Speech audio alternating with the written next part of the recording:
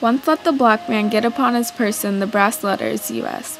Let him get an eagle on his button, and a musket on his shoulder, and bullets in his pockets, and there is no power on earth which can deny that he has earned the right to citizenship in the United States. Frederick Douglass. The North won the Civil War because of contributions that blacks made to the Union cause. For hundreds of years, African Americans were enslaved. They were forced to work for no pay, endure cruel beatings, and have their families taken away from them. So when the opportunity came for them to join forces with the North and fight for their freedom, they readily accepted the challenge. We are springing to the call of our brothers gone before. The impact of contraband slaves, the relentlessness of the blacks in the North, and the effectiveness of their efforts in the war all contributed to the Union's victory over the Confederacy.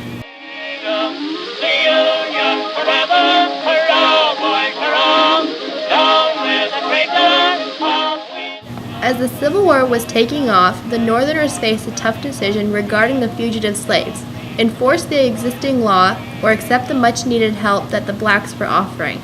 They came to an agreement that runaway slaves in the North would be considered contraband or free. We will welcome to our number. Lincoln declared all slaves that were part of the Confederacy in any way contraband to war, which meant that they were free. Now, many people saw this as the beginning of emancipation.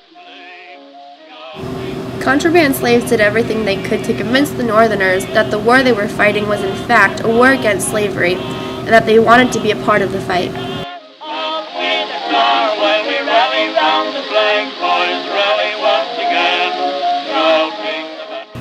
The slaves were freed in the North and fighting for their rights as humans. Although not all of the African Americans got a chance to have a voice, Frederick Douglass did.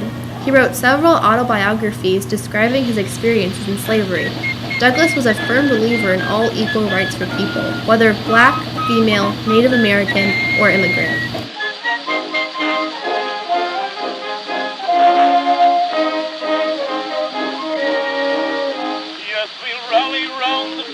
I would unite with anybody to do right and with nobody to do wrong. Frederick Douglass. Although the contributions that African Americans made to the Union cause up until this point was substantial, they still wanted to do more. The only way they felt they could truly make a difference was to get on the battlefield and fight. When President Lincoln made this a possibility, blacks jumped at the opportunity, eventually making up 10% of the Union Army. I never saw such fighting as was done by the Negro Regiment. The question that Negroes will fight is settled. Besides, they make better soldiers in every respect than any troops I've ever had under my command. General Blunt. The Militia Act of 1862 was really the beginning of blacks physically fighting for their freedom. Lincoln issued this act because the Union Army was getting a little desperate. They knew they needed more soldiers, and they figured that by letting the African Americans out on the battlefield, it was their only chance at real victory.